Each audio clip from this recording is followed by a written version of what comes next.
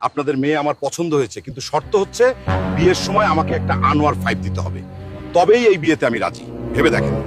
বাবা, এই আনোয়ার 5-এর তো অনেক টাকা দাম। এই মুহূর্তে আমি এত টাকা কোথায় পাবো?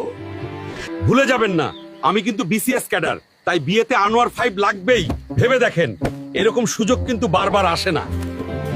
মা, আমার জন্য বাবাকে এত কষ্ট পেতে হচ্ছে, এত টাকা কোথায় পাবে? আমি এই বিয়ে করতে চাই না মা। তুই কাঁদিস না মা, তোর বাবা ঠিকই ব্যবস্থা করে ফেলবে।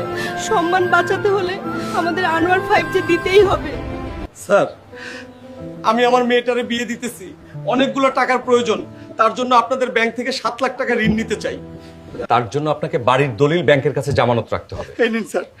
দলিল কেন? মেয়ের সুখের জন্য কলিজাটাও দিয়ে দিতে পারি। এই নাও জামাই বাবাজি, তোমার আনোয়ার 5। এইবার তো খুশি? হ্যাঁ শ্বশুর মশাই, বাইকের কালারটা কিন্তু জোস। কি হলো গনি মিয়া?